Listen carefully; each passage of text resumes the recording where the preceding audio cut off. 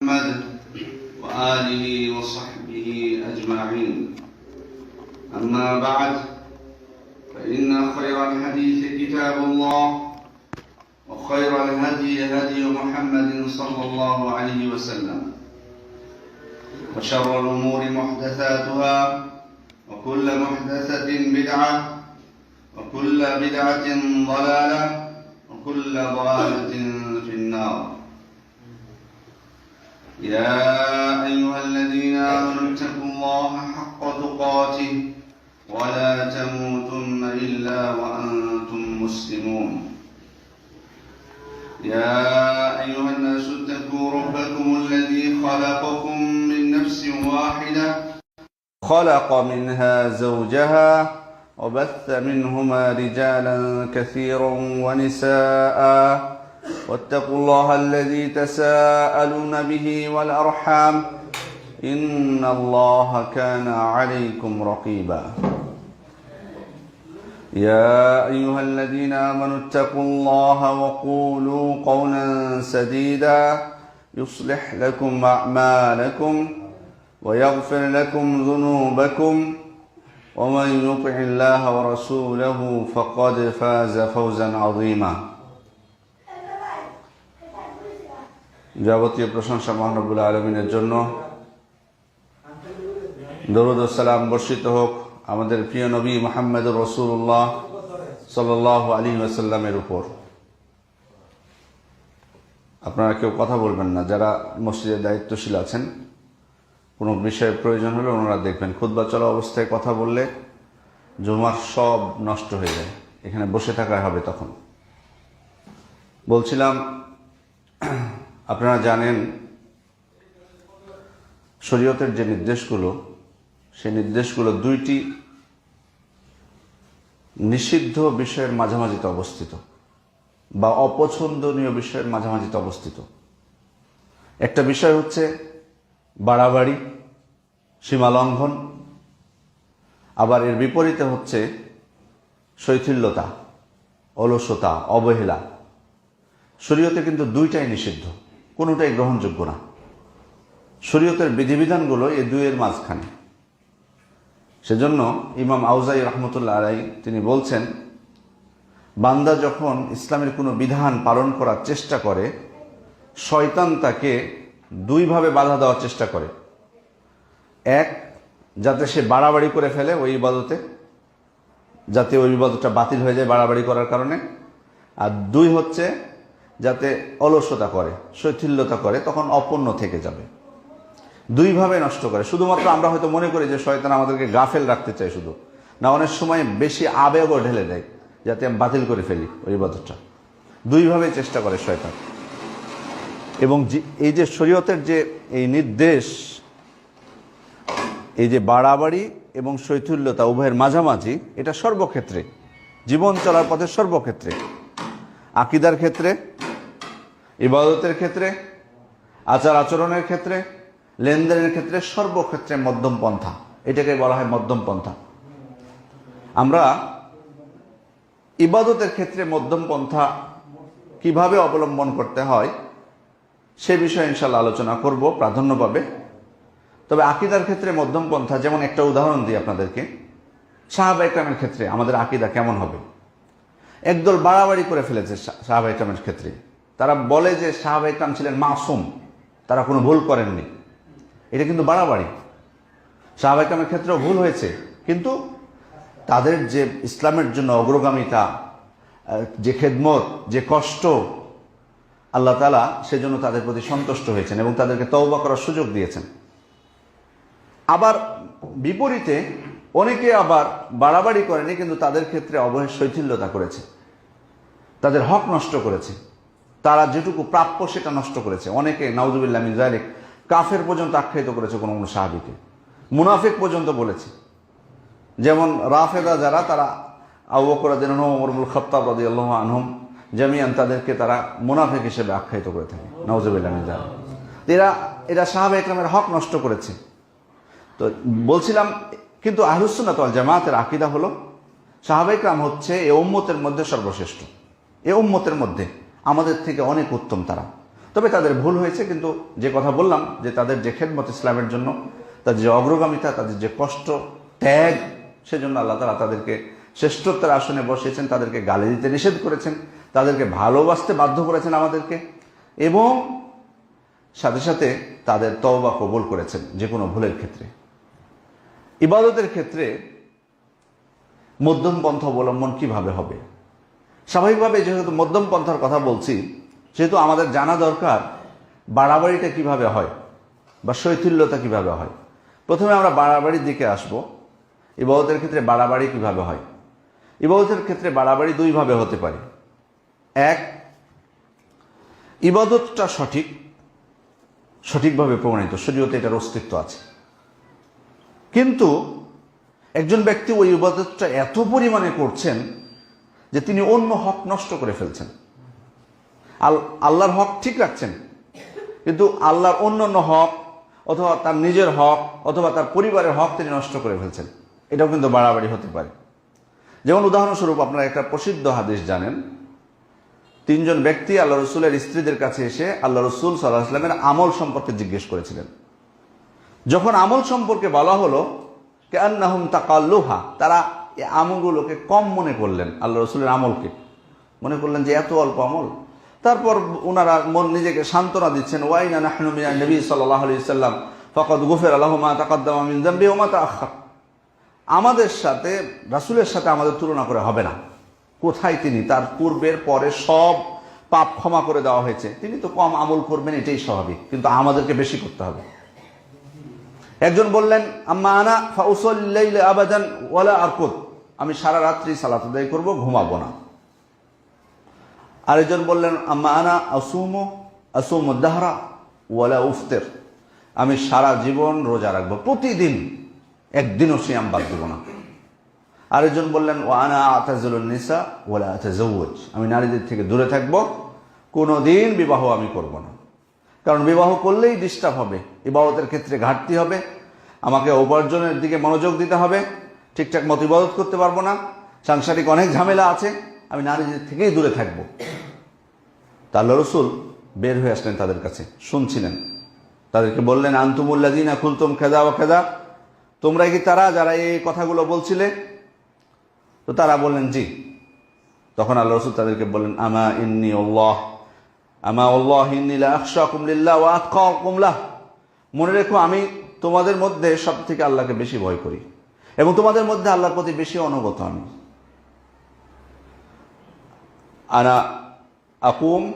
আনা উসাল্লিল লাইল ওয়া আরকুদ, মনে রাখো আমি রাত্রে সালাত যেমন আদায় করি তেমনি কিন্তু আমি ঘুমাই।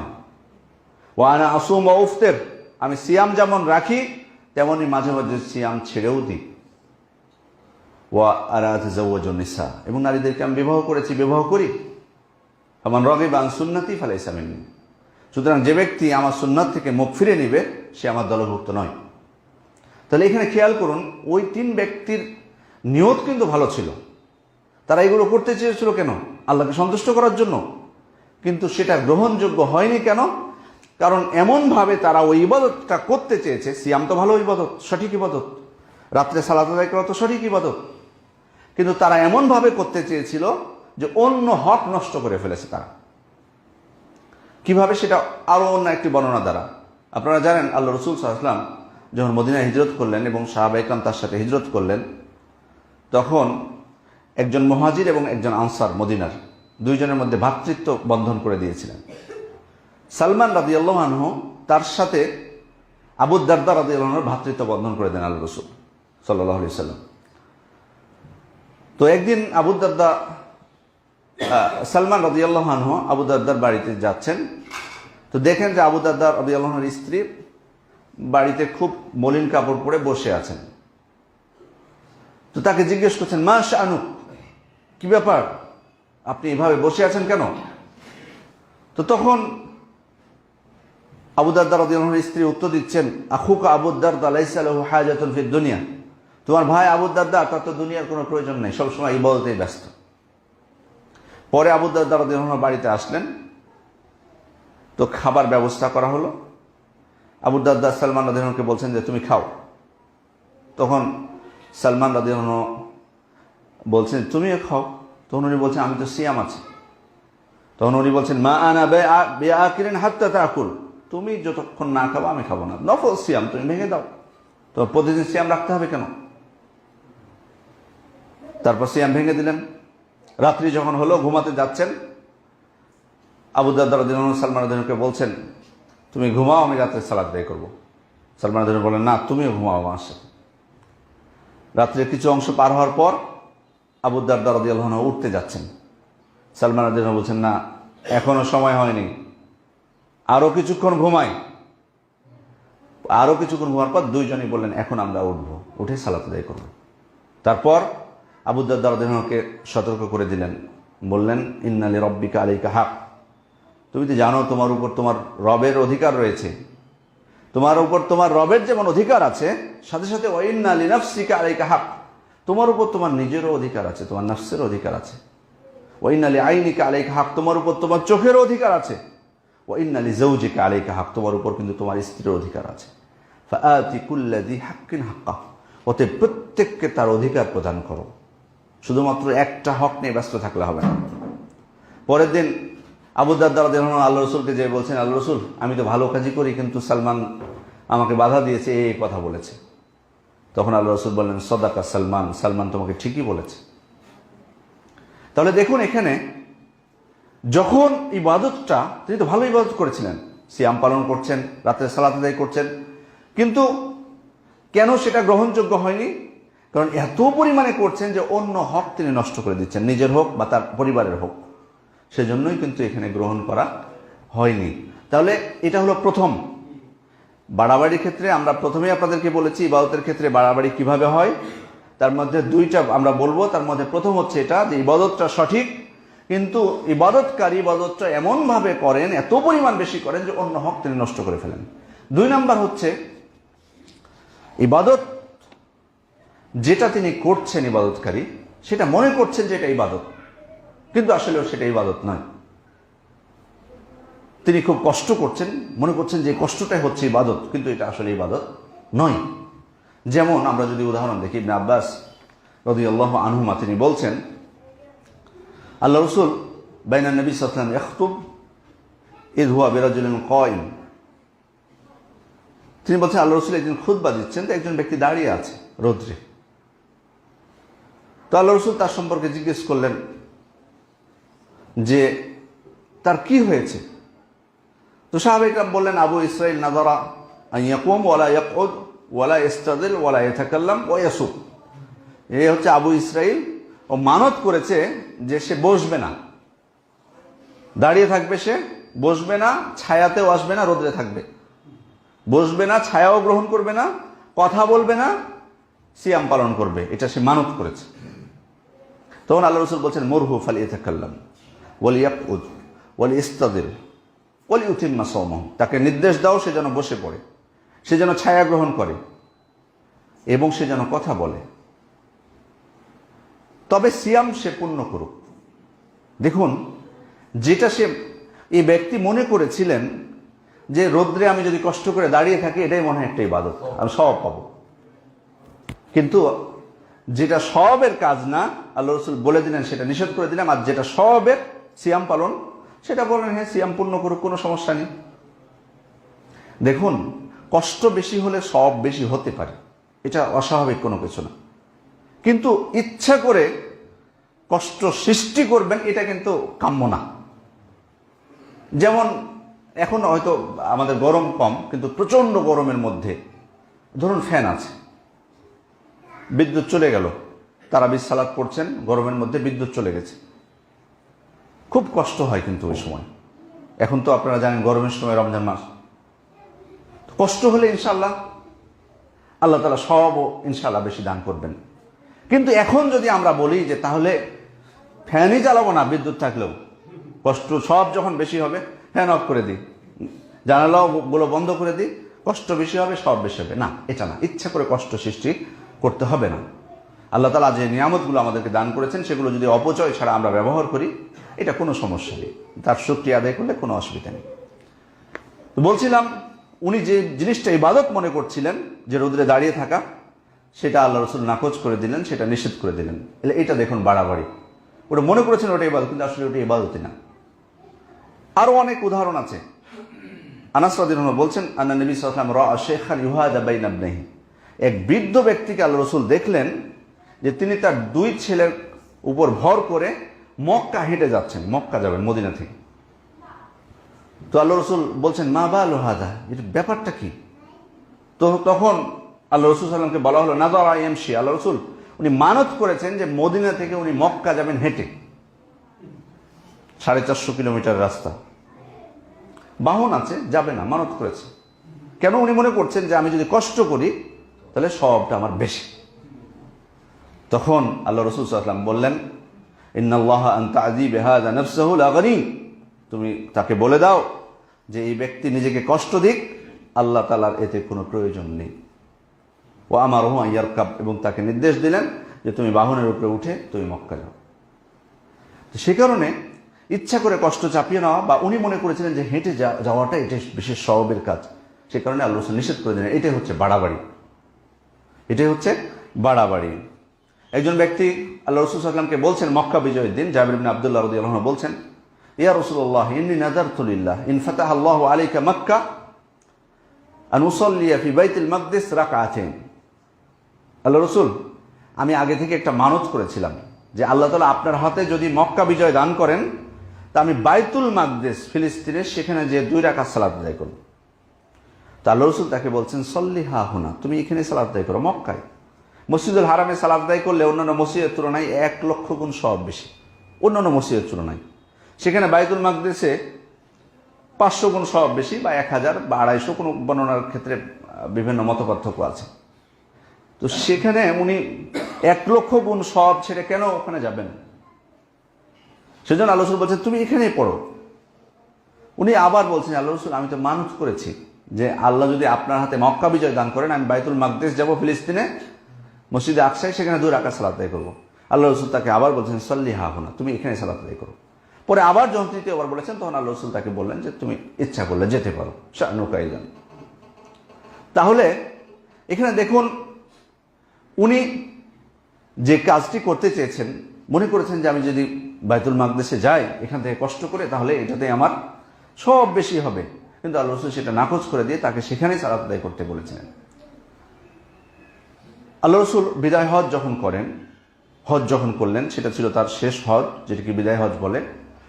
তো পাথর মারতে হয় আপনারা জানেন 3টা জামরায় আইয়ামুত তাশরিকের দিনগুলোতে, আর 10ই জিলহজ বড় জামরায়। তো পাথরের সাইজ হবে ছোলার দানার মতো। আল্লাহ রাসূল ছোলার দানার মতো, বুট আছে না ছোলা, এই ছোলার দানার সাইজের মতো পাথর আল্লাহ রাসূল নিয়েছেন। নিয়ে সবাইকে বলেছিলেন, আমসালা হাউলাই ফারমো, তোমরা এইরকম সাইজের ছোলা, এরকম সাইজের পাথর তোমরা নিক্ষেপ করো।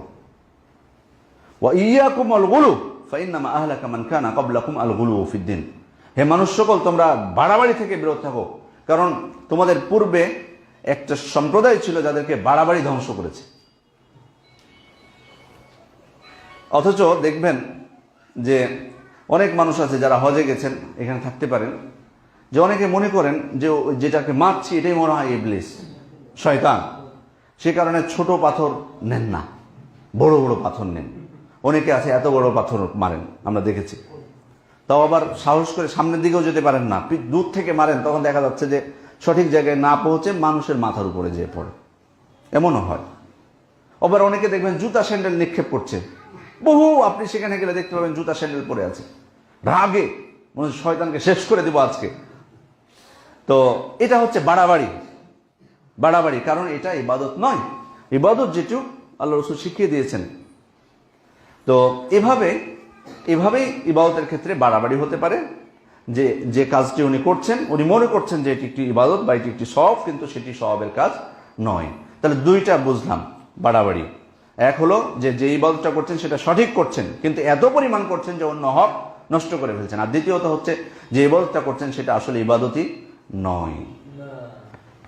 এবার আমরা আসব যে শিথিলতা কিভাবে হতে পারে, শৈথিল্যতা ইবাদতের ক্ষেত্রে, কারণ আমরা বলেছি মধ্যম পন্থা অবলম্বন করতে হবে।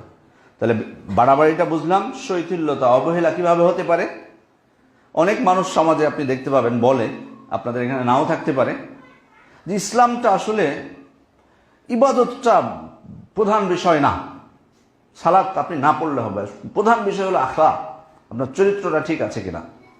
নামাজ পড়েন, রোজা রাখেন, কোনো সমস্যা নেই, সালাতে একদিনও আসে না। ওই রমজান মাসে পর্দা ঝুলিয়ে দিয়ে খাবার খায় আর এইসব কথা বলে, চরিত্রটাই আসল। এটা কিন্তু একটা এক প্রকার ডাহা, মিথ্যা।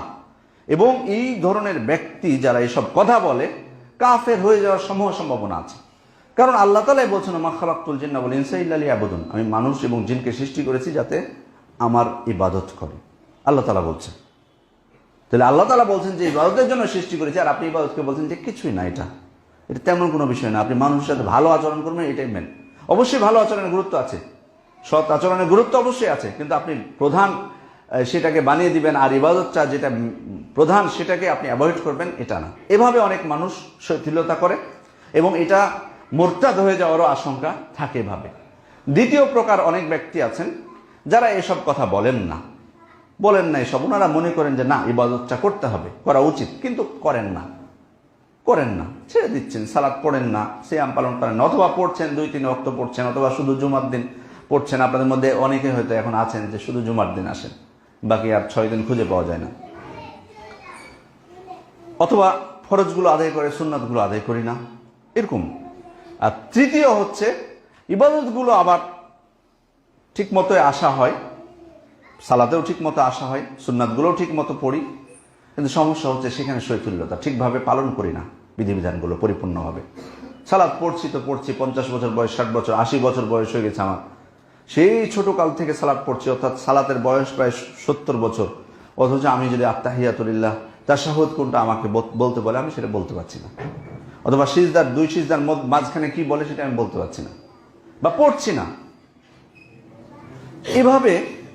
এভাবে ইবাদত পালন করছে ঠিক, কিন্তু ইবাদতের রুকুন আহকামগুলো ঠিকভাবে পালন না করা, এটাও একটা শৈথিল্যতা, এটাও কিন্তু গ্রহণযোগ্য নয়। তার মানে সম্মানিত মুসল্লিবৃন্দ, ইবাদত হতে হবে মধ্যম পন্থায়, এ দুয়ের কোনো বাড়াবাড়িও চলবে না, কোনো ছাড়াছাড়িও চলবে না, শৈথিল্যতা চলবে না, অবহেলা চলবে না। এবার আমরা আলোচনা করব যে আসলে ইবাদতটা মধ্যম পন্থা হতে হলে আসলে কি দরকার, মধ্যম পন্থা জিনিসটা আসলে কি। অনেকেই বলবেন যে আমি মধ্যম পন্থা অবলম্বন করছি, কিন্তু আসলে মধ্যম পন্থার জিনিসটা কি। এক, আমি যে পূর্বে আলোচনা করেছি সেটারই পুনরাবৃত্তি, তবে আরো একটু বোঝার জন্য, যে আমরা ইবাদতকে যদি মধ্যম পন্থা অনুযায়ী যদি ইবাদত করতে চাই, তাহলে প্রথম বিষয় হবে যে ইবাদতটা করব সেটা শরীয়তে সেটার অস্তিত্ব থাকতে হবে। শরীয়তে যদি সেটার অস্তিত্ব না থাকে তাহলে বুঝলাম যে এখানে আমি মধ্যম পন্থা থেকে দূরে চলে গেছি। মানে আমিলা আমালান লাইসা আলাইহি আমরুনা ফাহুয়া রাদ্দুন, যে ব্যক্তি এমন কাজ করলো যেখানে আমার কোনো নির্দেশ নেই, সেটা পরিত্যাজ্য, চলবে না। সেজন্য ইবাদত আল্লাহ তাআলা নির্দিষ্ট করে দিয়েছেন, আল্লাহ রাসূল নির্দিষ্ট করে দিয়েছেন কোনগুলো ইবাদত, সেটা আমি করবো, এর বাইরে যেতে পারবো না, নতুন কোনো ইবাদত আবিষ্কার আমি করতে পারবো না। আবার প্রত্যেকটা ইবাদত কি পদ্ধতিতে করতে হবে সেটাও তিনি শিখিয়ে দিয়েছেন। সল্লু কামা রাআইতুমুনি উসাল্লি, আমাকে যেভাবে সালাত আদায় করতে দেখছো সেভাবে সালাত আদায় করো। খুযু আন্নী মানাসিকাকুম, হজ করলেন আল্লাহ রাসূল, পরে বলে দিলেন যে আমার কাছ থেকে আমি যেভাবে হজ করলাম সেভাবেই হজের বিধিবিধানগুলো তোমরা নিয়ে নাও, শিখে নাও। প্রত্যেকটি ইবাদত তিনি যেভাবে করেছেন। কাবা ঘর 7 বার তওয়াফ করেছেন, 7 বার প্রদক্ষিণ করেছেন। একবার তওয়াফ করতে যে আমাদেরকে 7 বারই করতে হয়। মাগরিবের সালাত 3 রাকাত পড়েছেন, তাই আমরা 3 রাকাত পড়ি। জুমার দিন 2 রাকাত পড়ছি, তিনি 2 রাকাত পড়েছেন তাই, না হলে অন্য দিন আমরা 4 রাকাতই পড়ি। আমরা যদি বলি যে না, জুমার দিনেও কেন আমরা 2 করব, এদিনও 4 করে ফেলি, সে অধিকার কি আমাদের আছে? সে অধিকার আমাদের নাই। তার মানে বোঝা যাচ্ছে যে প্রত্যেকটা ইবাদত, আবার ইবাদত যেমন তিনি নির্দিষ্ট করে দিয়েছেন আমাদের জন্য যে এটা হলো ইবাদত, এটা হলো ইবাদত, এটা হলো ইবাদত, তেমনই ভাবে ইবাদতের পদ্ধতিটাও আমাদেরকে সুন্দরভাবে শিখিয়ে দিয়েছেন। এর বাইরে যাওয়ার আমাদের কোনো উপায় নেই। অথচ অনেক সময় আমরা বাপ দাদাদের দোহাই দিই, এটা আমাদের একটা অভ্যাস।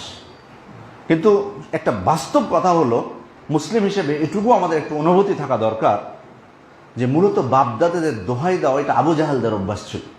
আপনারা দেখেছেন যে আল্লাহ রাসূল যখন ইসলামের দাওয়াত দিলেন, তখন আবু জাহাল এবং আবু লাহাবদের টেনশন হয়ে গেল যে আমাদের বাপদাদাদেরকে অসম্মান করা হচ্ছে। তারা বারবার কিন্তু আল্লাহ রাসূলের দাওয়াতকে যখন বন্ধ করার চেষ্টা করেছিল, বারবার ওই আবু তালেবের কাছে, রাসূলের চাচা আবু তালেবের কাছে বারবার যেত, প্রায় 4 বার গেছে বিভিন্ন প্রকার প্রস্তাব নিয়ে। তো বারবারই যে বলতো যে তোমার ভাতিজা মুহাম্মদ সাল্লাল্লাহু আলাইহি সাল্লাম যে দাওয়াতটা দিচ্ছে সেখানে অনেকগুলো সমস্যা, তার মধ্যে একটা সমস্যা হচ্ছে আমার বাপ দাদাদেরকে ছোট করা হচ্ছে এখানে, অর্থাৎ তারা যেটা করে গেছে সেটা যদি আমরা না করি তাহলে তাদেরকে ছোট করা হয়। ওই অভ্যাসটা দুঃখজনক হলেও সত্য আমাদের মুসলিমদের মধ্যে চলে এসেছে। আমরাও বিভিন্ন কাজ করতে যে কোরআন এবং সুন্নাহ দলিল আছে কিনা এটা দেখি না, বাপ দাদাদের দোহাই দিই। আবার অনেক আছে নিষেধ আছে কিনা এই প্রশ্ন করে, নিষেধ আছে কি? তা আসলে শরীয়তের বিধিবিধানের ক্ষেত্রে নিষেধ খোঁজা যায় না। নিষেধ খুঁজতে গেলে আপনি অনেক কাজকে আপনাকে বৈধতা দিতে হবে, অনেক কাজকে আপনাকে বৈধতা দিতে হবে।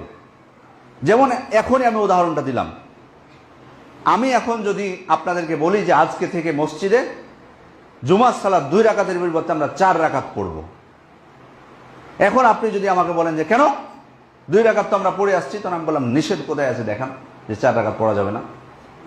আছে? খুঁজে পাবেন কোথাও যে নিষেধ আছে? আমরা যদি বলি যে জুমার পর নফল যে সালাত পড়ি সুন্নাত আমরা 4 রাকাত বা 2 রাকাত, এই 4 রাকাত সুন্নাত তো আমরা জামাতে পড়বো আজকে থেকে, জামাতে সালাত সব বেশি, 25 গুণ 27 গুণ বেশি, একা একাই পড়ে কি জামাতেই পড়ি না কেন, আপনারা মানবেন? মানবেন না। কিন্তু যদি আমি বলি যে নিষেধটা কোথায় একবার দেখান তো, যে তোমরা জুমার পরে 2 রাকাত সালাত 4 রাকাত সালাত জামাতে পড়ো না, এরকম কোনো নিষেধ আছে হাদিসে? আপনি নিষেধ খুঁজবেন, কারণ আল্লাহ তাআলা হুয়াল্লাযী খালাকা লাকুম মা ফিল আরদি জামিআন, আসমান জমিনে যা কিছু আছে তোমাদের জন্য সৃষ্টি করেছেন, তার মানে আমাদের জন্য বৈধ। কিন্তু কোনটা নিষেধ? ওয়াকাদ ফাসসালা লাকুম মা হারামা আলাইকুম, তোমাদের উপর যেটা হারাম করেছেন সেটা তিনি বিবরণ দিয়ে দিয়েছেন যে এটা হারাম, এটা হারাম, এটা হারাম। সেজন্য ওখানে আমরা, ধরুন আমি একটা আপেল খাবো, আপেল যখন আমি খাচ্ছি তখন আপনি আমাকে এসে বলছেন আপেল কেন খাচ্ছেন আপনি? তখন আমি বলছি এটা হালাল। তখন হালাল এটা প্রমাণ দেন হাদিস থেকে যে আপেল খাওয়া যাবে। তখন আমি বলবো না, এখানে আপেল খাওয়া যাবে এর দলিল না, নিষেধ আছে কিনা এটা আপনি আমাকে দেখান। তখন ওটার ক্ষেত্রে নিষেধ, আর শরীয়তের বিধিবিধানের ক্ষেত্রে আদেশ আছে কিনা, দুইটার মধ্যে পার্থক্য আছে। দুইটা আমরা পার্থক্য না করতে পেরে অনেক সময় জেদের বশবর্তী হয়ে বলি যে নিষেধ আছে কিনা। তো নিষেধ না থাকলে আপনি যে আমলটা করছেন ওটা নিষেধ নাই, তো আরও বহু আমল আবিষ্কার করা যাবে যেগুলো নিষেধ শরীয়তে নেই। তো সে কারণে এভাবেই করে কিন্তু বেদাত আবিষ্কৃত হয়েছে, বেদাত আমরা করে যাচ্ছি। কিন্তু আসলে সত্যিকার অর্থে আপনারা নিশ্চয়ই জানেন যে বেদাত জিনিসটা কি, যে কুল্লু বিদআতিন দালালাহ, জুমার শুরুতে বলা হয় প্রত্যেকটা বিদআতি পথভ্রষ্ট, তার প্রত্যেক পথভ্রষ্ট জাহান্নামে যাবে।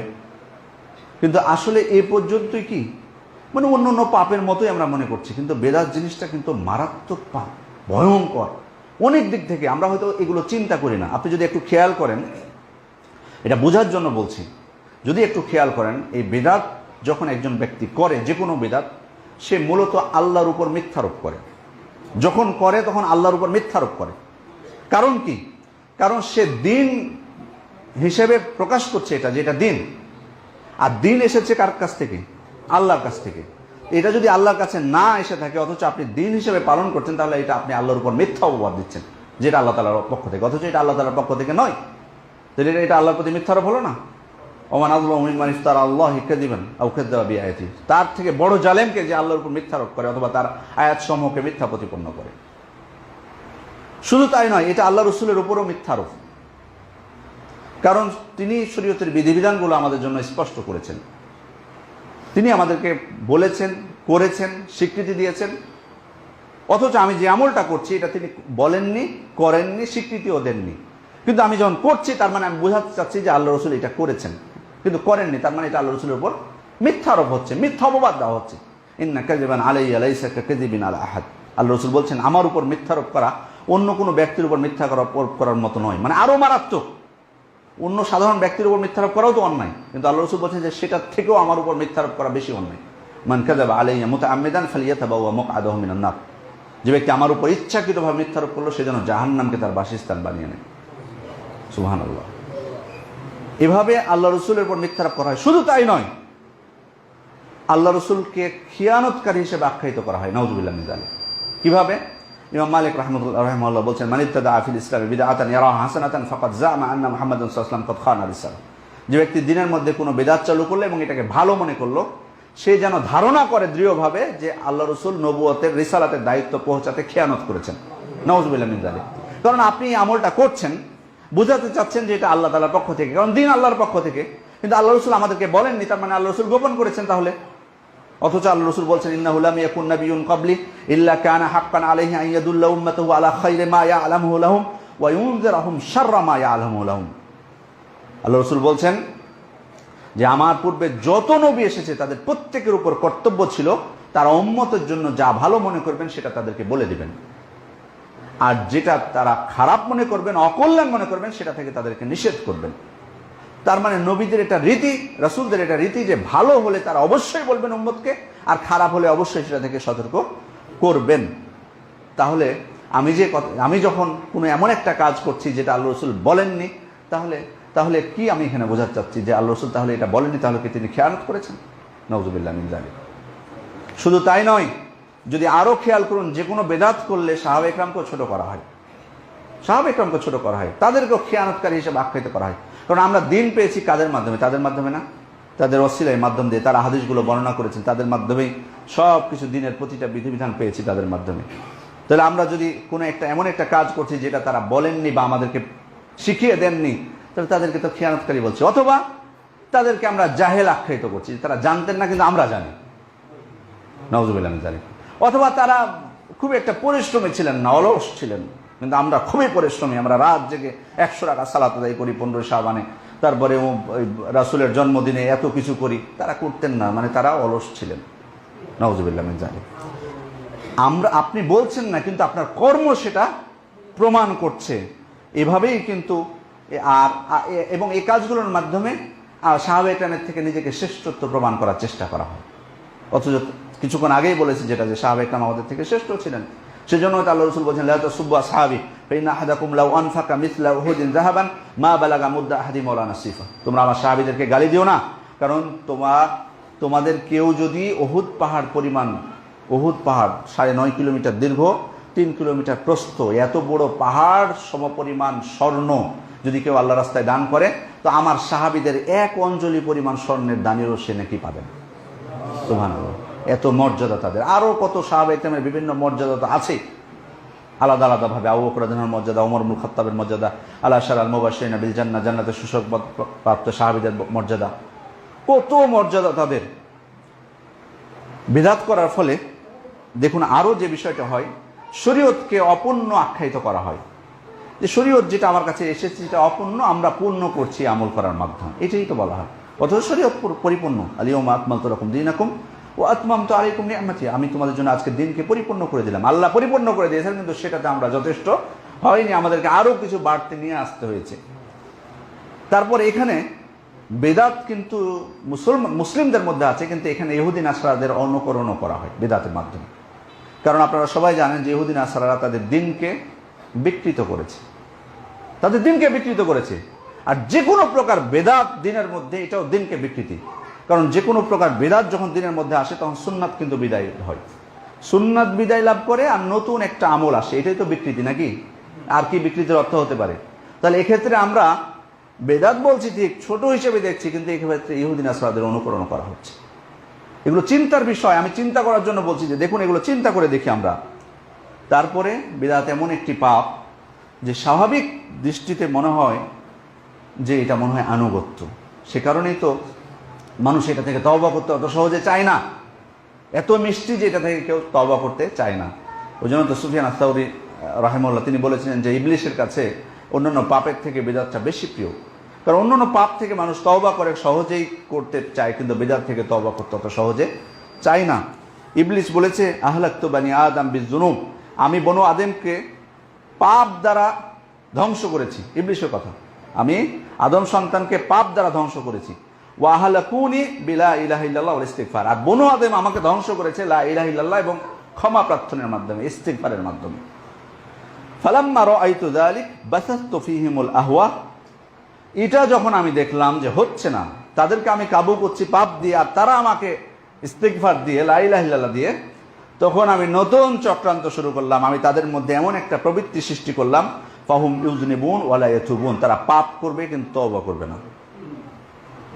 ওয়াহুম ইয়াহসাবুনা লিআন্নাহুম ইয়াহসাবুনা আন্নাহুম ইউহসিনুনা সুনা, কারণ তারা ধারণা করবে এই আমলের মাধ্যমে যে তারা ভালো কাজই করছে। দেখুন কিভাবে আমরা ইবলিসের ফাঁদে পড়তে পারি। আর বেদাত এমন একটা জিনিস যে মানুষ কিন্তু অনেক সময় আপনি একজন ব্যক্তিকে সাধারণ পাপ করতে দেখলে বলবেন যে দূরে থাকি, কিন্তু বেদাত করতে দেখলে আপনি উদ্বুদ্ধ হতে পারেন যে না, এত সুন্দর একটা আমল করছে, তাহলে আমিও করি, অনুকরণ করতে পারি। সেখানে অনুকরণ এবং একজনের থেকে আরেকজন এভাবে বিস্তৃতি লাভ করে। আর সব থেকে বড় কথা হলো বেদাত কিন্তু উম্মতের মধ্যে বিভক্তি সৃষ্টির অন্যতম উপায়। মূলত আজকে যে ঐক্য আমরা করি, কিন্তু আসলে সত্য কথা হলো যে বেদাত না ছাড়লে কিন্তু ঐক্য হবে না, কখনোই না। ওয়া আন্না হাযা সিরাতী মুস্তাকিমান ফাত্তাবিউহু, আল্লাহ তাআলা বলছেন এটাই আমার সরল পথ, তোমরা এটাকে অনুসরণ করো। ওয়ালা তাত্তাবিউস সুবুল, তোমরা বিভিন্ন পথের অনুসরণ করো না। এই সুবুলের ব্যাখ্যা ইমাম মুজাহিদ বলছেন যে বিদআত। সুবুলের ব্যাখ্যা তিনি বলছেন বিদআত, ফাতাফাররাকা বিকুম আন সাবিলি, তোমরা যদি বিভিন্ন পথের অনুসরণ করো তাহলে আল্লাহর যে সরল পথ সেটা থেকে বিচ্ছিন্ন হয়ে যাবে। তার মানে বেদাতের মাধ্যমে সরল পথ থেকে বিচ্ছিন্ন হওয়া। আসলে ঐক্য হবে কোথায়? সরল পথে না বিচ্ছিন্ন পথে? সরল পথে। কিন্তু বেদাতের মাধ্যমে বিচ্ছিন্ন হয়ে যায়, সরল পথে আর থাকে না। সে কারণে বেদাতই হচ্ছে ওই উম্মতের মধ্যে বিভক্তির অন্যতম একটা কারণ।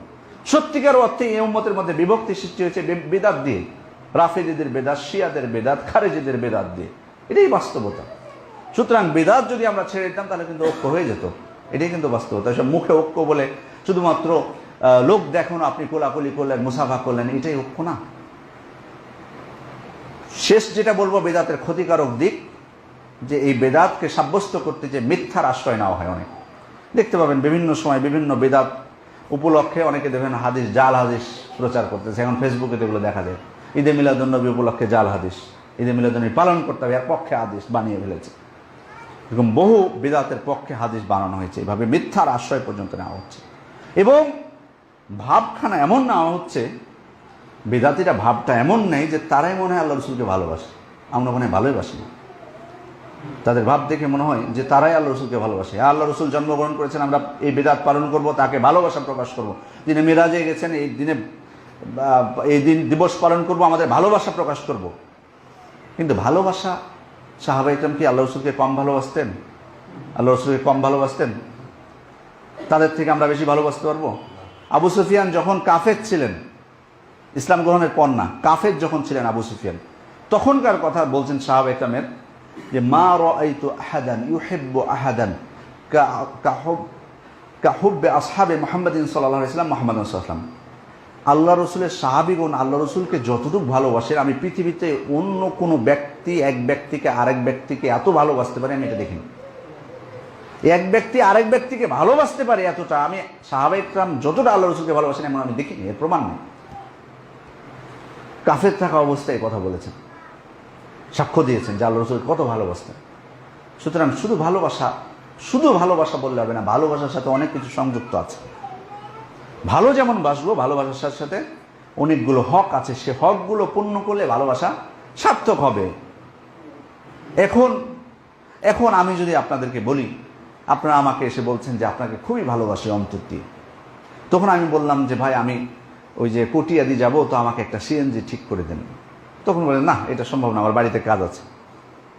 আপনি চলে গেলেন এই কথা বলেন আপনি যে আমাকে বলে গেলেন কিছুক্ষণ আগে যে আপনার ভালোবাসি, এটা কোনো মূল্য থাকবে আমার কাছে? থাকবে না, এটা কোনো মূল্য নাই। সুতরাং শুধু মুখে ভালোবাসা বা সেভাবে প্রকাশ করলে হবে না, ভালোবাসার অনেক দাবি আছে। তার মধ্যে অন্যতম দাবি আল্লাহ রসুলের প্রতি ঈমান। এই ঈমান স্বাভাবিক, আপনি হয়তো বলবেন যে ঈমান তো এনেছি, আমানতু বিল্লাহি ওয়া মালাইকাতিহি ওয়া রুসুলিহি ওয়া কুতুবিহি, সবই তো বলি, কিন্তু ঈমান হতে হবে সেই ঈমানের মতো শক্তিশালী যেমনটি সাহাবায়ে কেরাম ঈমান এনেছিলেন। আপনি একটা ঘটনা বলি, আলী রাদিয়াল্লাহু আনহু বলছেন, আপনারা জানেন হাতিব ইবনে আবি বালতা নামে একজন সাহাবী, বদরি সাহাবী। তিনি বদরি সাহাবীদের কিন্তু আলাদা মর্যাদা আছে, অথচ এই সাহাবী শয়তানের খপ্পরে পড়ে মক্কা বিজয়ের, আল্লাহ রসুল যে মক্কা বিজয়ের পরিকল্পনা করছেন, এই খবর কুরাইশদেরকে ফাঁস করে দিতে চেয়েছেন। সেজন্য একটা চিঠিতে লিখে একজন নারীর মাধ্যমে পাঠাচ্ছিলেন মক্কায়। কিন্তু আল্লাহ রসুল সাল্লাল্লাহু আলাইহি ওয়াসাল্লামের কাছে ওহী চলে আসে যে খবর ফাঁস হয়ে যাচ্ছে, একজন মহিলা নিয়ে যাচ্ছে। তো আল্লাহ রসুল তখন আলী রাদিয়াল্লাহু আনহু বলছেন, বাআসানি রাসূলুল্লাহ সাল্লাল্লাহু আলাইহি ওয়াসাল্লাম আনা ওয়া জুবাইর আল মিকদাদ। আলী রাদিয়াল্লাহু আনহু বলছেন যে আল্লাহ রসুল আমাকে, জুবাইর এবং মিকদাদ, এই তিনজনকে পাঠালেন এবং বললেন, ইনতালিকু হাত্তা তা'তু রাউদাতা খাক, তোমরা যাও, দ্রুত ছুটে যাও, খাক বাগানের কাছে যাও। ফাইন্না বিহা যায়িনাতান মা'আহা কিতাব সেখানে যাওয়ার পর একজন নারীকে তোমরা দেখতে পাবা, মহিলা মানুষ, তার কাছে একটা চিঠি আছে, ফাখুযু মিনহা, ওই চিঠিটা উদ্ধার করে নিয়ে আসো, কারণ ওই চিঠিতে মক্কা বিজয়ের খবর ফাঁস করা হয়েছে। তো আলী রাদিয়াল্লাহু আনহু বলছেন যে আমরা ছুটে গেলাম, বাস্তবেই খাক বাগানের কাছে যে ওই নারীকেও পেয়ে গেলাম। এবার সোজা যে বলছি আখরিজিল কিতাব, চিঠিটা বের করে দাও আমাদেরকে, যে চিঠি তোমার কাছে আছে। জিজ্ঞেস কিন্তু করেননি যে তোমার কাছে কি চিঠি আছে, এটা জিজ্ঞেস করেছেন কি? সোজা কথা বলছেন আখরিজিল কিতাব, তোমার কাছে যে চিঠি আছে সেটা বের করে দাও। তখন ওই নারী বলছেন মা মাইমিন কিতাব, আমার কাছে তো কোনো চিঠি নাই, কি বলছো তুমি, দেখো আঁকা।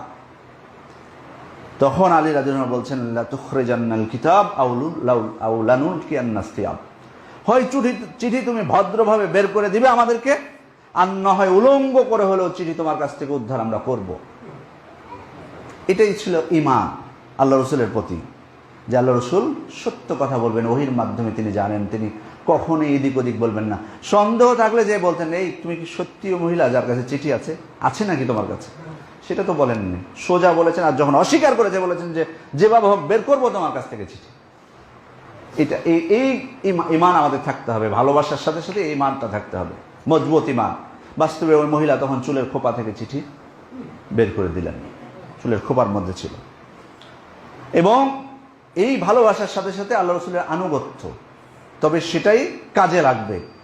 ওই যে একজন সাহাবী আয়েশা রাদিয়াল্লাহু আনহা বলছেন, ইমাম তাবারানী হাদিসটি বর্ণনা করেছেন, শেখ আলবানী সহিহ বলেছেন, একজন সাহাবী আল্লাহ রসুলকে বলছেন, আল্লাহ রসুল আমি তো আপনাকে আমার থেকে আমার পরিবার পরিজন সব কিছুর চাইতে বেশি ভালোবাসি।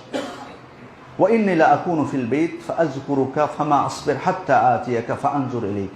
আল্লাহ রসুল আমি যখন বাড়িতে থাকি তখন আপনার কথা যখন আমার মনে হয় তখন আমি আর থাকতে পারি না বাড়িতে, সাথে সাথে আপনার কাছে চলে আসি, এসে আপনার দিকে আমি তাকিয়ে থাকি। ওয়া ইযা যাকারতু মাউতি ওয়া মাউতাক, কিন্তু আমি যখন আমার মৃত্যু এবং আপনার মৃত্যুর কথা স্মরণ করি, আরাফতু আন্নাকা ইযা দাখালতাল জান্নাহ রুফি'তা মা'আন নাবিয়্যিন, আল্লাহ রাসূল আমি চিন্তা করি যে আমরা মারা গেলে আপনি তো জান্নাতে গেলে থাকবেন উঁচু স্তরে, নবীদের স্তরে থাকবেন।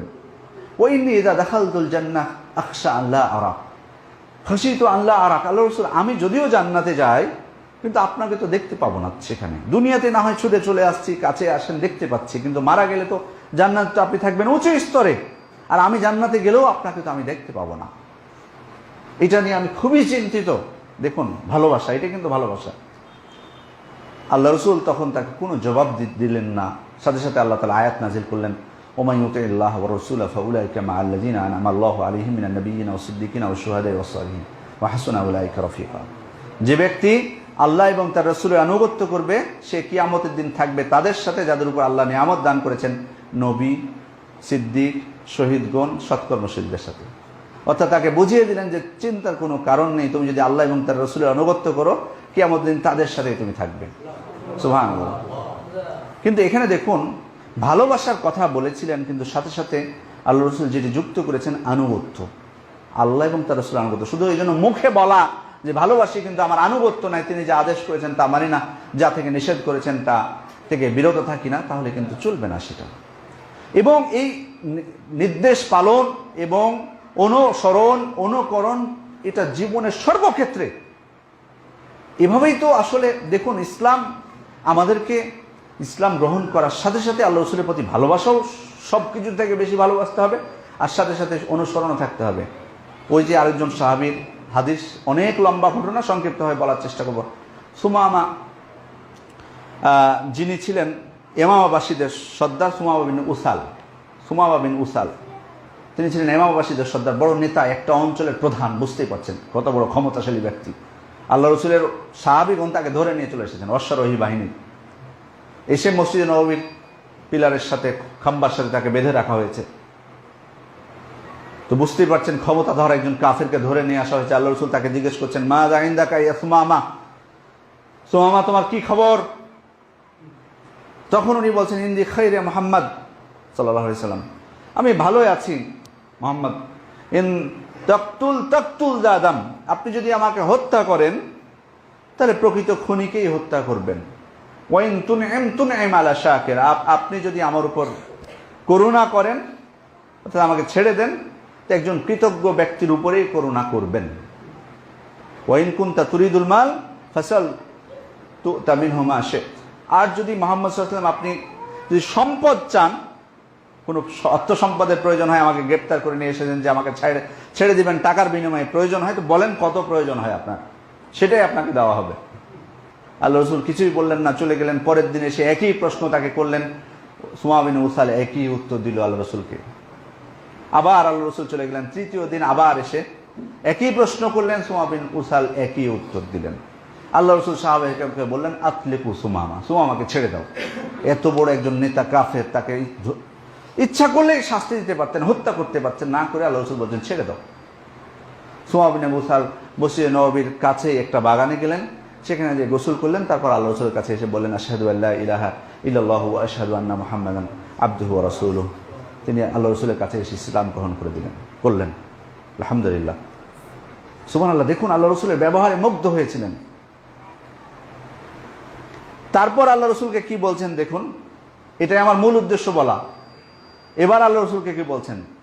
বলছেন, ওয়াল্লাহি ইয়া মুহাম্মদ মা কানা আলাল আরদি ওয়াজহুন আবগাদা ইলাইয়া মিন ওয়াজহিক। মুহাম্মদ সাল্লাল্লাহু আলাইহি ওয়াসাল্লাম, আল্লাহর কসম করে বলছি, এই জমিনে আপনার থেকে নিকৃষ্ট মুখ আমার কাছে ছিল না এর আগে। ফাকাত আসবাহা ওয়াজহুকা আহাব্বাল উজুহি কুল্লিহা ইলাইয়া। কিন্তু এখন আপনার মুখ আমার কাছে পৃথিবীর সর্বশ্রেষ্ঠ সবথেকে প্রিয় মুখ আপনার মুখ। দেখুন ইসলাম গ্রহণের আগে কি ছিল আর গ্রহণের পরে কি পরিবর্তন। ওমা কানা মিন দীনিন আবগাদা ইলাইয়া মিন দীন।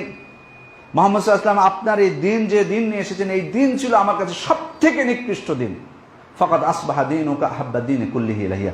কিন্তু এখন আমার কাছে আপনার এই দিন হচ্ছে পৃথিবীর সবথেকে প্রিয় দিন। ওমা কানা মিন বালাদিন আবগাদা ইলাইয়া মিন বালাদিক ফাকাদ আসবাহা বালাদুকা আহাব্বাল বিলাদি কুল্লিহা ইলাইয়া।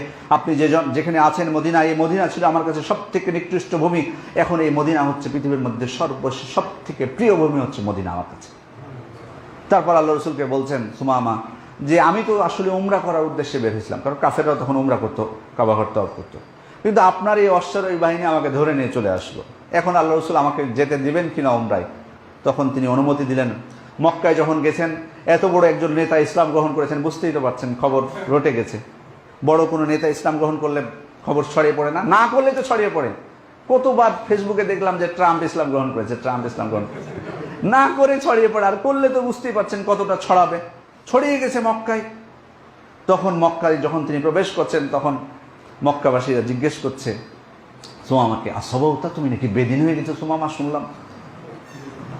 তখন উনি বলছেন, লা ওয়ালাকিন্নী আসলামতু মা রাসূলিল্লাহি সাল্লাল্লাহু আলাইহি ওয়াসাল্লাম, আমি বেদিন হইনি, বরং আমি মুহাম্মদ সাল্লাল্লাহু আলাইহি ওয়াসাল্লামের সাথে আল্লাহর কাছে আত্মসমর্পণ করেছি। সুবহানাল্লাহ। তারপর এবার মক্কাবাসীকে বলছেন, ওয়াল্লাহি মা ইয়াতিকুম মিনাল ইমামাতি হাব্বাতু হিনতা হাত্তা ইয়াযানা ফিহা রাসূলুল্লাহ সাল্লাল্লাহু আলাইহি ওয়াসাল্লাম। আপনারা জানেন যে তখন, মানে এখন আমাদের দেশে যেমন, আমাদের দেশের যে শস্যগুলো আছে সেগুলো দিয়ে কিন্তু অনেক সময় অভাব পূরণ হয় না, বাইরে থেকে আমদানি করতে হয়, সরকার আমদানি করে, ইন্ডিয়া থেকে, চীন থেকে, বিভিন্ন দেশ থেকে আমদানি করতে হয়। তখনও মক্কায় বিভিন্ন শস্য আমদানি করতে হতো। তো ইয়ামামা থেকে অনেক শস্য আসতো, ইয়ামামা থেকে অনেক শস্য আসতো। তো এবার সুমামা বলছেন মক্কাবাসীকে যে আমি তো ইসলাম গ্রহণ করেছি, এবার একটা কথা মনে রেখো, তোমরা শুনে নাও, লা ইয়াতিকুম মিনাল ইমামাতি হাব্বাতু হিনতা হাত্তা ইয়াযানা ফিহা রাসূলুল্লাহ। এখন থেকে তোমাদের মক্কায় একটা গমের দানাও আসবে না যদি আল্লাহ রাসূল সাল্লাল্লাহু আলাইহি ওয়াসাল্লাম অনুমতি না দেন। মানে আমি কতটা তার কাছে ইসলাম, আল্লাহর কাছে আত্মসমর্পণ করেছি দেখো।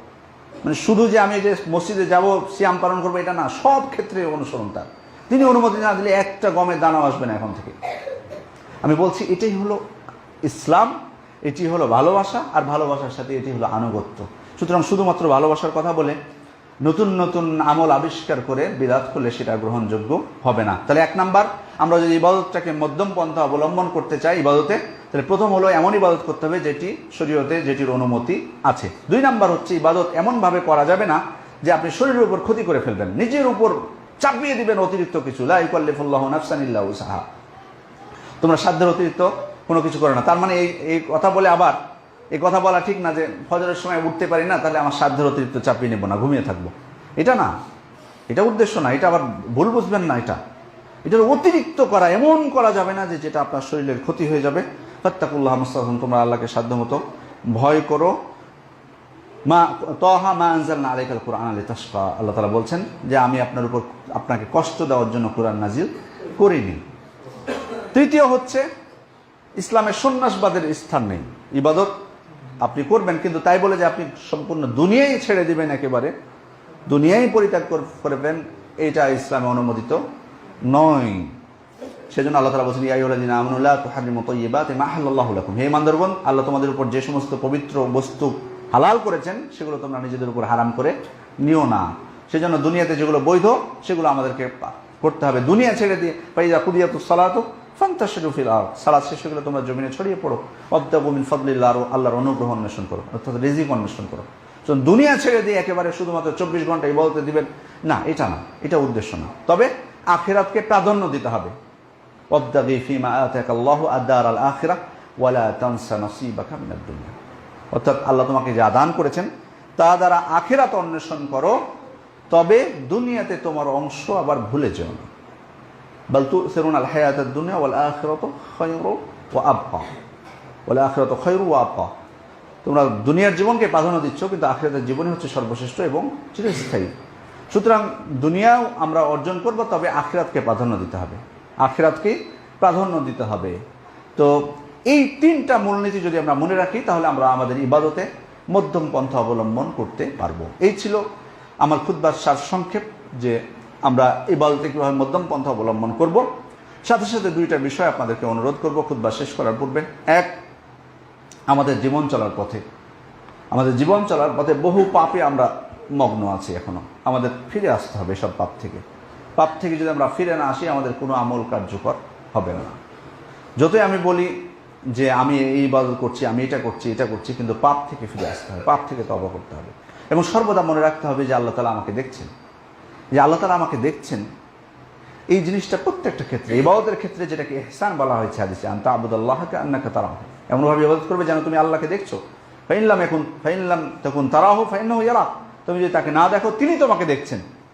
এই মনোভাব, এটা যেমন সালাতের মধ্যে তেমনি সর্বক্ষেত্রে প্রত্যেকটা জায়গায়। আমরা সিয়াম যখন পালন করি, ইচ্ছা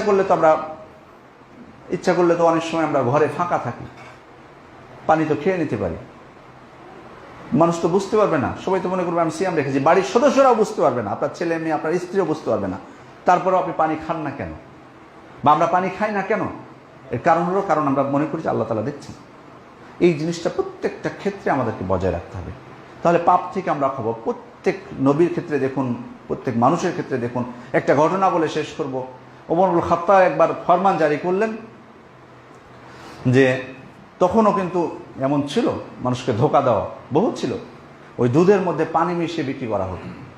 তিনি ফরমান জারি করলেন যে এরপর থেকে কেউ যেন দুধের মধ্যে পানি না দেয়, যদি ধরা পড়ে তাহলে এই শাস্তি।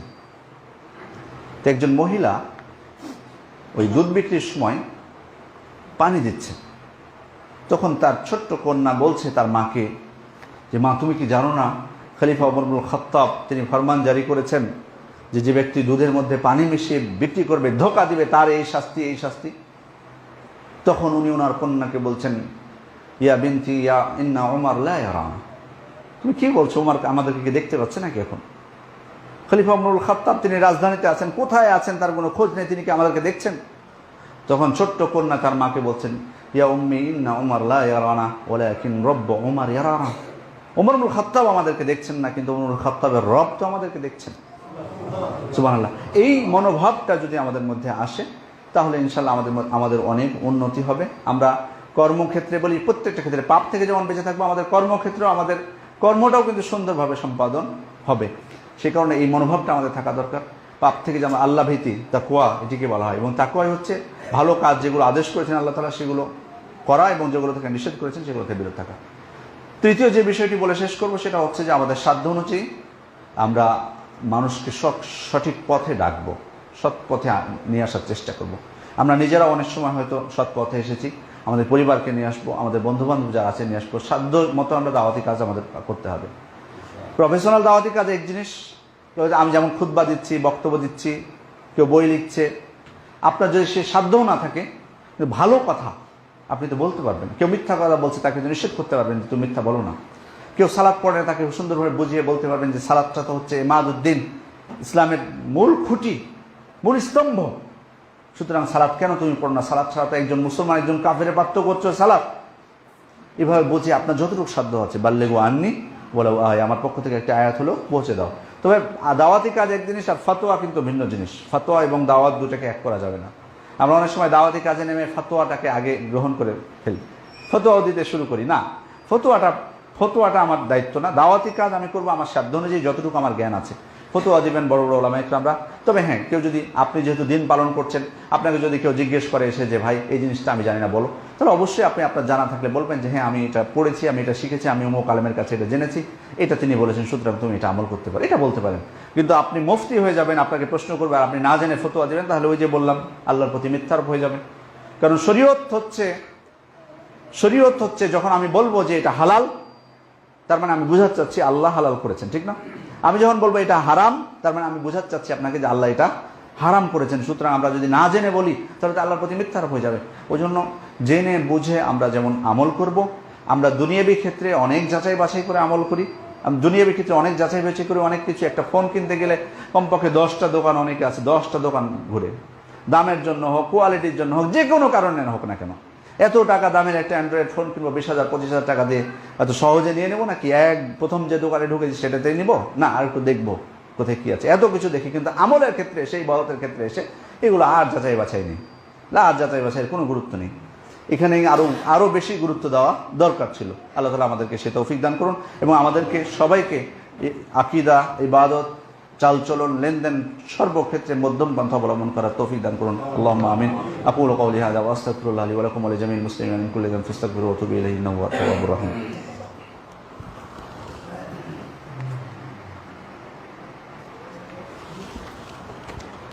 আলহামদুলিল্লাহি রাব্বিল আলামিন ওয়া উসাল্লি ওয়া উসাল্লিমু আলাল বাশিরিন নাযিরিল মুবিন মুহাম্মদ ইবনে আব্দুল্লাহ মুহাম্মদুর রাসূলুল্লাহ সাল্লাল্লাহু আলাইহি ওয়াসাল্লাম। সমস্ত প্রিয় মুসল্লিবৃন্দ, আমরা খুতবার মধ্যে অনেক বিষয় বলেছি। যদি সঠিক বলে থাকি আল্লাহ তাআলার পক্ষ থেকে, যদি ভুল হয়ে থাকে সেটি আমার পক্ষ থেকে, শয়তানের পক্ষ থেকে। আল্লাহ তাআলা আমাদের সকলের ভুল ত্রুটিগুলোকে ক্ষমা করে দিন। আল্লাহুম্মা আমিন। ইন্নাল্লাহা ওয়া মালাইকাতাহু ইউসাল্লুনা আলান নবী ইয়া আইয়ুহাল্লাযীনা আমানু সাল্লু আলাইহি ওয়া সাল্লিমু তাসলিমা। ওয়া ক্বালা সাল্লাল্লাহু আলাইহি ওয়াসাল্লাম মান সাল্লা আলাইহি সালাতান সাল্লাল্লাহু আলাইহি আশরা। আল্লাহুম্মা সাল্লি আলা মুহাম্মাদ ওয়া আলা আলি মুহাম্মাদ কামা সাল্লাইতা আলা ইব্রাহিম ওয়া আলা আলি ইব্রাহিম ইন্নাকা হামিদুম মাজিদ। আল্লাহুম্মা বারিক আলা মুহাম্মাদ ওয়া আলা আলি মুহাম্মাদ কামা বারাকতা আলা ইব্রাহিম ওয়া আলা আলি ইব্রাহিম ইন্নাকা হামিদুম মাজিদ। وارض اللهم عن الخلفاء الراشدين والأئمة المهديين أبي بكر وعمر وعثمان وعلي وعن سائر الصحابة والتابعين ومن تبعهم بإحسان إلى يوم الدين. اللهم أعز الإسلام والمسلمين، اللهم أعز الإسلام والمسلمين، اللهم أذل الشرك والمشركين، اللهم أذل الشرك والمشركين، اللهم انصر المسلمين في كل مكان، اللهم انصر المسلمين في كل مكان، اللهم اشف مرضانا ওয়ারহাম মাউতানা ওয়াগফির লানা জামিআন ইয়া রাব্বাল আলামিন। আমাদের মধ্যে অনেক ভাই অসুস্থ আছেন, আমরা দোয়া করব তাদের জন্য, আল্লাহ যেন তাদেরকে সুস্থ করে দেন। অনেকে বিভিন্ন বালা বিপদ মধ্যে আছেন, আমরা দোয়া করব আল্লাহ যেন তাদেরকে সেই বিপদ থেকে মুক্তি দান করেন। আল্লাহুম্মা আমিন। অনেকে মৃত্যুবরণ করেছেন, যারা আমরা দোয়া করব আন্তরিকভাবে যেন আল্লাহ তাদেরকে কবরের আযাব থেকে রক্ষা করেন এবং জান্নাতুল ফেরদাউস দান করেন। আল্লাহুম্মা আমিন। ইবাদাল্লাহ ইরহামুকুমুল্লাহ, ইন্নাল্লাহা ইয়া'মুরু বিল আদলি ওয়াল ইহসান وإيتاء ذي القربى وينهى عن الفحشاء والمنكر والبغي يعظكم لعلكم تذكرون فاذكروا الله يذكركم وادعوه يستجب لكم ولذكر الله أكبر والله يعلم ما تصنعون. قوموا إلى صلاتكم.